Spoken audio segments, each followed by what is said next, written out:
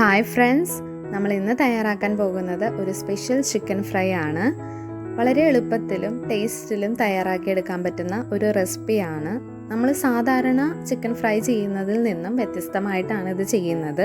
അതുകൊണ്ട് അതിൻ്റേതായിട്ടുള്ള ടേസ്റ്റും ഇതിനുണ്ടാവും. അപ്പോൾ നിങ്ങൾക്ക് എല്ലാവർക്കും ഈ ഒരു വീഡിയോ ഇഷ്ടമാകുമെന്ന് പ്രതീക്ഷിക്കുന്നു. അപ്പോൾ എങ്ങനെയാണ് ഈ ഒരു റെസിപ്പി തയ്യാറാക്കുന്നതെന്ന് നോക്കാം.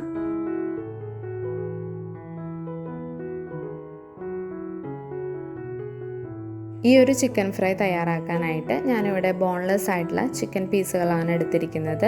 ഇതൊരു 3/4 കിലോളം ഉണ്ടാവും. അതിങ്ങനെ ചെറിയ പീസുകളായിട്ടാണ് എടുത്തിരിക്കുന്നത്.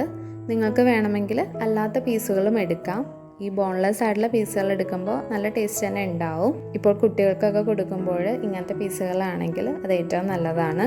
പിന്നെ 2 പച്ചമുളക്, 2 കഷ്ണം ഇഞ്ചി, 4-5 ചുവന്നുള്ളി കൂടുതലായാലും എടുക്കാം, 5-8 വെളുത്തുള്ളി, 3-4 കൊല്ലമുളക് ചതച്ചത്, 2 ടേബിൾ സ്പൂൺ തൈര്. പിന്നെ നമുക്ക് ഈ പച്ചമുളകും ഇഞ്ചിയും ഉള്ളിയൊക്കെ കൂടി ഒന്ന് മിക്സിയിലിട്ടൊന്ന് അടിച്ചെടുക്കണം. അതിനായിട്ട് മിക്സിയുടെ ജാറിലേക്ക് ആദ്യം തന്നെ ഇതൊന്ന് ചെറുതായിട്ട് അരിഞ്ഞിട്ട് ഇട്ട് കൊടുക്കാം. അതോടൊപ്പം 1 ടീസ്പൂൺ മല്ലിപ്പൊടി, 1 ടീസ്പൂൺ മുളക് പൊടി, 1/2 ടീസ്പൂൺ മഞ്ഞൾപ്പൊടി, പിന്നെ 1 ടീസ്പൂൺ കുരുമുളക് പൊടി, 1 ടേബിൾ സ്പൂൺ കാശ്മീരി മുളക് പൊടി. ഈ കാശ്മീരി മുളക് പൊടി ചേർക്കുന്നത് കളറിന് വേണ്ടി മാത്രമാണ്. 1 ടീസ്പൂൺ ഗരം മസാലപ്പൊടി, 1/2 ടീസ്പൂൺ ചിക്കൻ മസാല, കുറച്ച് വേപ്പില, 1 തണ്ട് മാത്രം മതി, ആവശ്യത്തിന് ഉപ്പ്, പിന്നെ നമ്മൾ നേരത്തെ എടുത്തു വെച്ച തൈര്, 2 ടീസ്പൂൺ വെളിച്ചെണ്ണ. ഇത്രയുമാണ് നമുക്ക് മിക്സിയിൽ അടിച്ചെടുക്കേണ്ടത്. ഇനി അതൊന്ന് നന്നായിട്ട് പേസ്റ്റ് രൂപത്തിൽ നമുക്ക് അടിച്ചെടുക്കാം.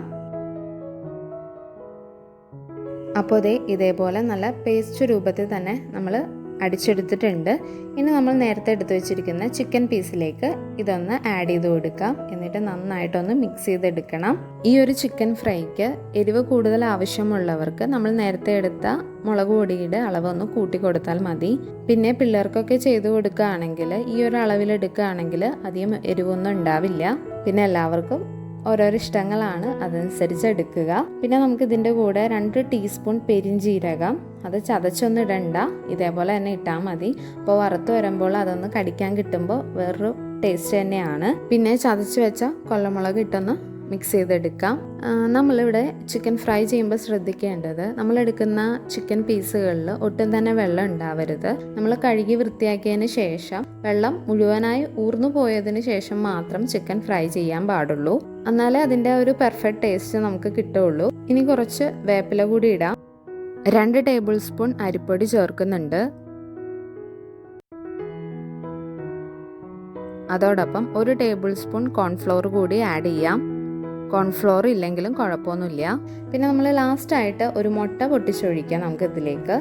ഈ മുട്ട ചേർക്കുമ്പോൾ ആ ഒരു ഔട്ടർ കവറിങ് ആയിട്ട് ഈ മുട്ട നിൽക്കുകയും അത് പെട്ടെന്ന് മുരിഞ്ഞ് കിട്ടാനും അതോടൊപ്പം നല്ലൊരു ടേസ്റ്റ് തന്നെ ഉണ്ടാവും. എന്നിട്ട് നമുക്കിതൊക്കെ ഒന്ന് നന്നായിട്ട് മിക്സ് ചെയ്തതിന് ശേഷം ഒരു മണിക്കൂർ നമുക്കിത് ഫ്രിഡ്ജിലേക്ക് മാറ്റാം. ഈ 1 മണിക്കൂർ കൊണ്ട് ചിക്കനിലേക്ക് എല്ലാ മസാലയൊക്കെ പിടിച്ചിട്ട് നല്ല ടേസ്റ്റ് തന്നെ ആയിരിക്കും. അപ്പോൾ നമ്മളിവിടെ 1 മണിക്കൂറിന് ശേഷം എടുത്തിട്ടുണ്ട്. ഇനി നമുക്കിത് ഫ്രൈ ചെയ്തെടുക്കാം. അതിനായിട്ട് നമ്മളൊരു നോൺ സ്റ്റിക്കിൻ്റെ പാത്രത്തിലേക്ക് ആവശ്യത്തിന് വെളിച്ചെണ്ണ ഒഴിച്ചു കൊടുക്കാം. ഈ ചിക്കൻ പീസുകളൊക്കെ നന്നായിട്ട് മുങ്ങിക്കിടക്കുന്ന രീതിക്ക് വേണം എണ്ണ ഒഴിച്ചു കൊടുക്കാനായിട്ട്. എന്നിട്ട് ഇങ്ങനെ ചിക്കൻ പീസുകൾ ഇട്ട് കൊടുക്കാം. എണ്ണ നന്നായിട്ട് ചൂടായതിന് ശേഷം മാത്രമേ ചിക്കൻ പീസുകൾ ഇട്ട് കൊടുക്കാൻ പാടുള്ളൂ. എന്നിട്ട് നമുക്ക് മീഡിയം ഫ്ലെയിമിലോട്ട് മാറ്റാം. ഇനി ഈ ഒരു സൈഡ് നന്നായിട്ട് മൊരിഞ്ഞ് വരണം. അതുവരെ നമുക്ക് വെയിറ്റ് ചെയ്യാം. അപ്പോൾ ഈ സൈഡ് നന്നായിട്ട് മൊരിഞ്ഞ് വന്നിട്ടുണ്ട്. ഇനി നമുക്കിതൊന്ന് മറിച്ചിട്ട് കൊടുക്കാം. അതേപോലെ തന്നെ ഈ ഒരു സൈഡ് മൊരിഞ്ഞിട്ട് വരണം. നിങ്ങൾ ശ്രദ്ധിക്കേണ്ടത് അധികം മൊരിഞ്ഞു പോവാതിരിക്കാനായിട്ട് ശ്രദ്ധിക്കുക. കാരണം അതിൻ്റെ ഉള്ളിൽ പെട്ടെന്ന് തന്നെ വെന്ത് വരും. പിന്നെ അതിൻ്റെ പുറം സൈഡ് മുരിയാനുള്ള സമയം മാത്രമേ എടുക്കുന്നുള്ളൂ. അതുകൊണ്ട് ശ്രദ്ധിച്ചില്ലെങ്കിൽ കരിഞ്ഞു പോകും. അപ്പോൾ അതൊന്ന് നോക്കിയേക്കണം. പിന്നെ ഇടയ്ക്കൊന്ന് നമ്മളിങ്ങനെ ഇളക്കി കൊടുത്തുകൊണ്ടിരിക്കണം. 2 സൈഡും മറിച്ചിട്ട് കഴിഞ്ഞ് കഴിഞ്ഞാൽ ഒന്നിങ്ങനെ ഇളക്കി കൊടുത്തുകൊണ്ടിരിക്കണം. അത്രയേ ഉള്ളൂ. അപ്പോൾ നമ്മൾ ഒരു സെക്ഷൻ ഫ്രൈ ചെയ്തെടുത്തിട്ടുണ്ട്. ഇനി അടുത്ത സെക്ഷനും കൂടി നമുക്ക് ഇട്ട് കൊടുക്കാം. അതേപോലെ തന്നെ ഇതും ഫ്രൈ ചെയ്തെടുക്കുക. നമുക്ക് ഈ ഒരു ചിക്കൻ ഫ്രൈ കഴിക്കുമ്പോൾ തന്നെ അറിയാൻ പറ്റും ഇതിൻ്റെ ഉള്ളിൽ നല്ല സ്മൂത്താണ്, അതുപോലെ നല്ല ടേസ്റ്റുമാണ്. പിള്ളേർക്കൊക്കെ നന്നായിട്ട് തന്നെ ഇഷ്ടപ്പെടുന്ന ഒരു ചിക്കൻ ഫ്രൈ ആണ്. നിങ്ങൾക്ക് എല്ലാവർക്കും ഈ ഒരു റെസിപ്പി ഇഷ്ടമായെങ്കിൽ ട്രൈ ചെയ്ത് നോക്കണം. എന്നിട്ട് നിങ്ങളുടെ അഭിപ്രായങ്ങൾ എന്നെ അറിയിക്കണം. എൻ്റെ ഈ വീഡിയോ ഇഷ്ടമായെങ്കിൽ ലൈക്ക് ചെയ്യാനും ഷെയർ ചെയ്യാനും, അതുപോലെ ആദ്യമായിട്ടാണ് എൻ്റെ വീഡിയോ കാണുന്നതെങ്കിൽ സബ്സ്ക്രൈബ് ചെയ്ത് എന്നെ സപ്പോർട്ട് ചെയ്യാനും, കൂടെയുള്ള ബെല്ലൈക്കൺ പ്രസ് ചെയ്യാനും ഓൾ എന്ന ഓപ്ഷൻ എനേബിൾ ചെയ്യാനും മറക്കരുതേ. എനിക്ക് തുടർന്നും വീഡിയോസ് ഇടണമെങ്കിൽ നിങ്ങളുടെ നല്ല സപ്പോർട്ട് തന്നെ എനിക്ക് വേണം.